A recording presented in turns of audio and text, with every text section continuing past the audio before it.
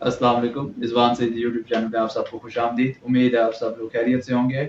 आज का एपिसोड पाकिस्तान की हिस्ट्री में हमारा तीसरा एपिसोड होगा। हमने पिछले दो एपिसोड्स के अंदर देखा था कि किस तरीके से इस रीजन के अंदर पाकिस्तान के जो मौजूदा इलाका है, जो पहले के इंडो पाक रीजन था, बरे सगीर जिसे कहा जाता था, इस रीजन में कुछ सिविलाइजेशंस आई, फिर उनके बाद कुछ एम्पायर्स आए, और एम्पायर्स के बाद फिर डायनेस्टीज या अगर हम कहें तो सल्तनतें शुरू हुई। और उन सल्तनतों में हमने पिछले एपिसोड में देखा था कि गौरी सल्तनत या गौरी एम्पायर जब एंड होती है तो फिर उसके बाद स्लेव डायनेस्टी या स्लेव जिसे सल्तनत गुलामान कहा जाता है उसका आगाज हुआ था। और हमने देखा था कि स्लेव डायनेस्टी या सल्तनत गुलामान जो इन इलाकों में आई वो चलती है 1206 से लेके 1290 तक।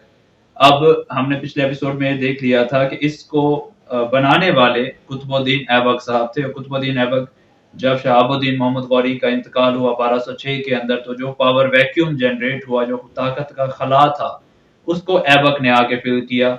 और बिकॉज ऐबक खुद एक गुलाम था और उसके बाद जो उसके फॉलोअर्स आएंगे वो भी समो गुलाम ही थे उसी के ही, तो इसी वजह से इस सल्तनत को सल्तनत गुलामान कहा जाता है। सबसे पहले इसमें कुतुबुद्दीन ऐबक साहब आए 1206 के अंदर, और ये 1206 से लेके 1210 तक रहते हैं। 1210 तक ये 4 साल के अरसे में अगर देखा जाए तो कुतुबुद्दीन ऐबक बहुत ही काबिल जर्नैल और बहुत ही अच्छा कमांडर था। और इसने काफी सारी कंस्ट्रक्शंस भी की इस इलाके में, जैसे कि कुव्वतुल इस्लाम मस्जिद इसने बनाई थी।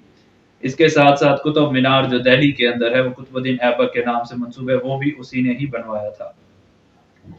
और ये अपनी जेनरोसिटी की वजह से, फयाजी की वजह से कुतुबुद्दीन ऐबक को एक टाइटल दिया गया जिसका नाम था लख बख्शा, मींस गिवर ऑफ लैक्स, क्योंकि ये बहुत ज्यादा जेनरस था, अपनी आवाम में भी, सोल्जर्स में भी जेनरोसिटी और फयाजी की वजह से बहुत मशहूर था। उसको इस वजह से ये टाइटल दिया गया था। उसने 1210 तक हुकूमत की और 4 साल उसका दौरा हुकूमत बहुत अच्छा रहा। 1210 में एक एक्सीडेंट हुआ, वो घोड़े से गिर के उसका इंतकाल हुआ। और फिर 1210 में उसका बेटा जिसका नाम था आराम शाह वो इक़्तिदार में आ गया 1211 तक। लेकिन वो इनकम्पिटेंट था, इक़्तिदार को ना संभाल सकता था, अयाश था। तो इसी वजह से जो उस वक्त के नोबल्स थे, हमने डिस्कस किया था कि नोबल्स वो ग्रुप ऑफ पीपल हैं जिसको अगर हम उर्फ आम में कहें तो एक इस्टेब्लिशमेंट थी, जिसमें सिविल लोग भी शामिल थे, जिसके अंदर मिलिट्री के लोग भी शामिल थे, उसके अंदर दरबारी भी शामिल थे, और वो देख रहे होते कि सल्तनत के लिए कैसे काम करना है। तो उनको कलेक्टिवली अगर कहा जाता था तो वो नोबल्स कहा जाता था। तो नोबल्स उस वक्त भी मौजूद थे, हमेशा से मौजूद रहे हैं दुनिया में जहाँ पे मुल्क और सल्तनत की बात है। तो उन्होंने देखा कि आराम शाह इनकम्पिटेंट पर्सन है, ये सल्तनत को नहीं संभाल सकता, लिहाजा उसके बाद जो पावरफुल पर्सन था जिसका नाम था शमसुद्दीन अल्तुतमिश, उसको इनवाइट किया गया। शमसुद्दीन अल्तुतमिश इक़्तिदार में आते हैं 1211 में और ये रहते हैं 1236 तक, 1236 तक। शमसुद्दीन अल्तुतमिश बेसिकली कुतुबुद्दीन ऐबक के ही जर खरीद गुलाम भी थे और उसके साथ साथ ये उनके सन इन लॉ भी थे। और शमसुद्दीन अल्तुतमिश भी अपने आका और ससुर ऐबक की तरह बहुत काबिल और बहुत ही ज़हीन जर्नैल भी थे, एडमिनिस्ट्रेटर भी थे। और शमसुद्दीन अल्तुतमिश ने एक रिवायत रखी जो कि आने वाले टाइम में बहुत इम्पोर्टेंट हो गई, और वो रिवायत ये थी कि इसने एक ग्रुप बनाया अपने 40 पसंदीदा, अगर हम कहें गुलाम या उसके साथ साथ जो पसंदीदा लोग थे उनका एक ग्रुप बनाया इसने, जिसको दल चालीसा कहा गया, the group of forties. Chalisa दल से मुराद ग्रुप और चालीसा से मुराद 40। तो इसके जो मोस्ट ट्रस्टेड, मोस्ट फेथफुल जो 40 पर्सन थे, 40 लोग थे, उनका ये ग्रुप था। और वो इसके लिए सल्तनत को भी देख रहे होते थे, इसके लिए आर्मी को भी देख रहे होते थे, इसके लिए रिफॉर्म्स भी कर रहे होते थे और सल्तनत के लिए काम कर रहे होते थे, क्योंकि बिकॉज ये वो इसके साथ बहुत ज्यादा लॉयल थे। और उनके अंदर एक शख्स था गयासुद्दीन बलबन, जो कि आगे जाके बहुत इम्पोर्टेंट काम करेगा। तो अल्तुतमिश साहब बहुत इम्पोर्टेंट रहे, और उसके बाद उन्होंने अपनी एम्पायर को बहुत ज्यादा फरोग दिया, बहुत ज्यादा उसके लिए काम किया। और अल्तुतमिश के फिर इंतकाल हुआ 1236 के अंदर। 1236 में اس کا بیٹا آ گیا جس کا نام تھا رکن الدین فیروز۔ رکن الدین فیروز انکمپیٹنٹ تھا، وہ قابل نہیں تھا، وہ میرج میکنگ تھا، جسے کہا جائے کہ عیاش تھا۔ تو پھر نوبلز نے دیکھا کہ یہ سلطنت سنبھالنے کے قابل نہیں ہے، تو 1236 کے اندر پھر شمس الدین التتمش کی بیٹی اور رکن الدین فیروز کی بہن جس کا نام رضیہ تھا اس کو سلطانہ بنا دیا گیا، اور وہ رضیہ سلطانہ کے نام سے مشہور ہوئی۔ 1236 میں رضیہ سلطانہ آئی اور وہ رہتی ہے 1240 تک۔ اب یہ 4 سالہ دور رضیہ سلطانہ کا بہت اچھا رہا، because she was a very good administrator, اچھی جرنیل تھی، مردوں کی طرح کپڑے پہنتی تھی، جنگی لباس میں رہتی تھی، وہ خود جا کے میٹنگز اٹینڈ کرتی تھی۔ لیکن جو ایک کانسیپٹ تھا پیٹریارکی کا کہ مردوں کے اندر رہتی ہوئی خاتون کیسے ان کی سربراہ ہو گئی، تو ایک تو یہ چیز تھی جو کہ مسلسل کچھ لوگوں کو تب بھی ایجیٹیٹ کر رہی تھی، ان کو تکلیف دے رہی تھی۔ اس کے ساتھ ساتھ ایک اور ایونٹ ہوا کہ رضیہ سلطانہ اسٹارٹیڈ ٹو لائک ایک سلیو تھا جس کا نام تھا جلال الدین یاقوت۔ تو ان کو نوبلز کو یہ بھی خطرہ ہوا کہ اگر اس نے اس کے ساتھ شادی کر لی تو obviously وہ غلام ہمارا بادشاہ بن جائے گا، تو وہ بھی ان کو قبول نہیں تھا۔ تو 1240 میں نوبلز نے رضیہ سلطانہ اور یاقوت دونوں کو مار دیا، اور اس طریقے سے اس کا دور ختم ہوا۔ اور 1240 میں پھر معیز الدین بہرام شاہ آ گیا۔ وہ معیز الدین بہرام شاہ 1240 سے 1242 تک رہے گا، 2 سال اس کے دور میں کوئی سگنیفیکنٹ کام نہیں ہوا۔ پھر 1242 میں علاء الدین مسعود آ جاتا ہے اقتدار میں، وہ 1246 تک رہتا ہے۔ اس کے دور میں بھی ہمیں کوئی اقتدار کے اندر کوئی خاص چیز نہیں ملتی، انہوں نے بس اپنا اقتدار انجوائے کیا جسے کہا جائے۔ اور پھر 1246 میں آ جاتا ہے ناصر الدین محمود، 1266 تک یہ رہتا ہے، 20 سالہ اس کا دور ہے۔ یہ بہت ہی، اگر ہسٹری بتاتی ہے کہ پائس اور نوبل قسم کا انسان تھا، دیندار تھا، لیکن اس نے صرف اقتدار کو چلایا، اسے نہ ایکسپینڈ کیا، نہ اس میں ریفارمز کی۔ تو پھر ضرورت محسوس ہوئی، اور اس وقت کے نوبلز میں سے جو طاقتور ترین نوبل تھا جس کا نام غیاث الدین بلبن تھا، جس کا تھوڑی دیر پہلے میں نے ذکر کیا تھا دل چالیسا میں، وہ اقتدار میں آ گیا 1266 میں، اور وہ رہتا ہے 1286 تک، 20 سالہ اس کا دور حکومت۔ اس کا دور حکومت بہت آؤٹ اسٹینڈنگ رہا۔ اس کے دور حکومت میں سلطنت کے لیول پہ اور معاشرے میں اسلام بہت زیادہ پھیلا، تبلیغ کے لیے اس نے بہت زیادہ فیسیلیٹیٹ کیا تھا۔ اس کے ساتھ ساتھ اس نے پہلی دفعہ انڈیا کے اندر نوروز کا فیسٹیول انٹروڈیوس کیا۔ اس نے تمام نوبلز کو اپنے کنٹرول میں رکھا ہوا تھا، بیکاز اس کو پتا تھا کہ یہ نوبلز ہی ہوں گے جو اس کو اقتدار سے ہٹانے کے لیے کام کر رہے ہوں گے۔ اس کے لیے اس نے اپنا اسپائی سسٹم افیکٹو کیا اور اپنے اقتدار کو بہت زیادہ کنٹرول رکھا۔ 1286 کے اندر جب اس کا انتقال ہوا تو پھر اس کا گرینڈ سن، اس کا نام تھا کیکوباد، وہ آ جاتا ہے اقتدار میں، لیکن 1290 کے اندر ہی کیکوباد سٹروک کی وجہ سے مارا جاتا ہے، اس کا فوت ہو جاتا ہے۔ پھر 1290 میں اس کے اقتدار کے کیکوباد کے انتقال کے بعد اس کا کوئی وارث نہیں بچا تھا، صرف اس کا 3 سال کا بیٹا تھا جس کا نام تھا کیو مارز۔ کیو مارز کو سلطان بنا دیا گیا، لیکن obviously ایک پاور ویکیوم جنریٹ ہو چکا تھا۔ تو اب نوبلز نے دیکھنا شروع کیا کہ اب کون سا پاورفل پرسن ہے جو اس اقتدار کو سنبھالے گا، اور پھر ان کو ایک آپشن ملا جلال الدین فیروز خلجی کے صورت میں۔ جلال الدین فیروز خلجی کو بلایا گیا، اس نے آگے کیو مارز کو مارا، اور پھر اس نے اپنی ڈائنیسٹی کی ایک بنیاد رکھی جس کو کہا جاتا ہے فیروز خلجی ڈائنیسٹی۔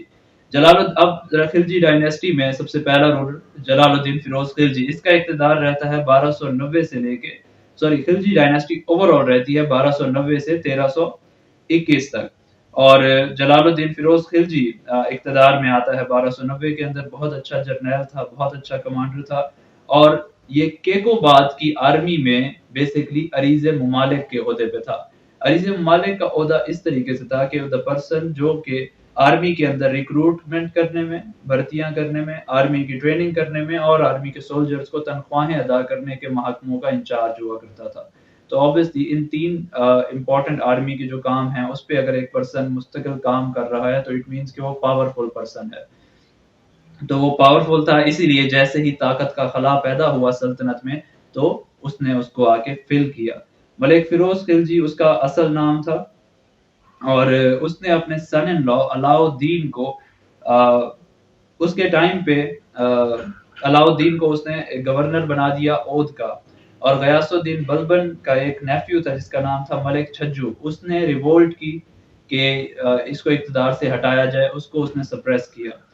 और इसका जो सन इन लॉ था जिसका नाम अलाउद्दीन खिलजी था, अलाउद्दीन खिलजी अ, को क्योंकि इसने गवर्नर ऑफ ओध बना दिया था और उसको एक टास्क दिया गया कि एक इलाका था दीवागरी कि उसने उसको फतह करना था। अलाउद्दीन मिलिटरली बहुत काबिल इंसान था और उसने वो इलाका फतह किया, दीवागरी का इलाका, और दीवागरी से उसको बहुत ज़्यादा माल गनीमत हासिल हुआ और वो इस कदर ज़बरदस्त फतह थी कि जलालुद्दीन खिलजी अलाउद्दीन को रिसीव करने के लिए खुद आगे बढ़ के गया। फिर एक दरमियानी मकाम था जिसका नाम था करा। करा के मकाम पे जलालुद्दीन पहुंचा उसको रिसीव करने के लिए। अलाउद्दीन दीवागरी से वापस आया और उसने रास्ते में ही उसी मकाम पे अपने सुसर जिसका नाम जलालुद्दीन था उसको मार दिया और फिर इक़्तिदार पे कब्जा कर लिया और फिर वो वापस पहुंचा अपने दारुल हुकूमत। इन द मीनवाइल ये हुआ कि जलालुद्दीन की जो क्वीन थी वो अपने बेटे रुकनुद्दीन को सुल्तान डिक्लेयर कर चुकी थी, लेकिन वो अभी बच्चा था, बड़ा नहीं हुआ था। तो उसको ये पता था कि ऑब्वियसली कि ये बच्चा है और इक़्तिदार में अभी नहीं आ सकता, पावरफुल नहीं है, लिहाज़ा वो उसको लेके वहाँ से फ़ौरन निकल गई। फिर अलाउद्दीन ने अपने भाई उगल खान को उनके पीछे भेजा और उगल खान ने मुल्तान के करीब उन दोनों को मार दिया और इस तरीके से अलाउद्दीन का इक़्तिदार शुरू हुआ। और ये शुरू होता है 1296 से लेकर 1316 तक इसका इक़्तिदार रहता है अलाउद्दीन खिलजी का। अलाउद्दीन खिलजी के बारे में कुछ इन्फॉर्मेशन इम्पोर्टेंट है। सबसे पहले अलाउद्दीन खिलजी को सेकंड अलेक्जेंडर ऑफ इंडिया कहा जाता है। नंबर 2 ये कि ये वाहिद और एक ही अकेला ऐसा रूलर था जिसने सबसे ज़्यादा मंगोल अटैक्स बर्दाश्त किए और तकरीबन सभी अटैक्स के अंदर मंगोलों को इसने शिकस्त दी।